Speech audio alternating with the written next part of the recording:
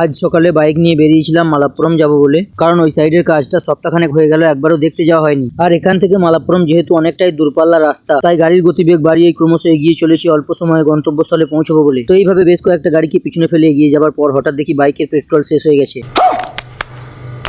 তারপর সামনের পেট্রোল পাম্পে পৌঁছে বাইকের ট্যাঙ্কে প্রথমে ফুল ট্যাঙ্ক পেট্রোল নিয়ে নিলাম। আর যদিও অর্ধেক রাস্তা আসার পর বাইকের পেট্রোল শেষ হয়ে গেছিল, তবুও প্রথম থেকে আমি কিন্তু কোনো রকমের ভয় পাইনি, কারণ বাইকের ডিকিতে 1 লিটারের শিশির মধ্যে সবসময় পেট্রোল জমা থাকে। আর আজকে যেহেতু ট্যাঙ্ক একেবারেই খালি হয়ে গেছে, তাই ফুল করতে প্রায় 600-700 টাকা লাগবে। তারপর পেট্রোল নেওয়া কমপ্লিট করে আবার কিছুক্ষণ দৌড়ানোর পর অবশেষে পৌঁছে গেলাম কাজের সাইটে। আর সাইটে পৌঁছে দেখি আজকে আবার এক গাড়ি হলো ব্রিক্স বিল্ডিং এর সামনে সারি সারি ভাবে সাজানো আছে। তাই আমিও আর দেরি না করে তাড়াতাড়ি ড্রেস চেঞ্জ করে একটা হেল্পার নিয়ে কাজে লেগে পড়লাম, কারণ আমাকে আজ চিলেকোঠার চারিদিকের ভাড়ার উপরের সমস্ত দেওয়ালের গাঁথনি কমপ্লিট করতে হবে। যদিও এই হলো পিসের গাঁথনিতে বাইরে ও ভেতরে আমি সেরকম পয়েন্টিং করি না, শুধুমাত্র গলন দেওয়া ছাড়া কোনো কোনো জায়গার ক্ষেত্রে পেটি জয়েন্ট মেরে ছেড়ে দেওয়ার পরেও দেওয়াল খুব সুন্দরভাবে দাঁড়িয়ে থাকে। আর এই দেওয়ালটা আমাকে খুবই ধরে ধরে গাঁথনি করতে হবে, মোটেও তাড়াহুড়ো করা যাবে না। তার কারণ হলো এই দেওয়ালের দুমাথার দুটো পিলারে মোটেও লেভেল নেই, তাই আমাকে সরাসরি ওলং করতে হচ্ছে। আর এরকম মাঝে মধ্যে ওলং ঝুলিয়ে চেক করে না দেখে নিলে খুব তাড়াতাড়ি দেওয়াল বেঁকে যাওয়ার সম্ভাবনা রয়েছে।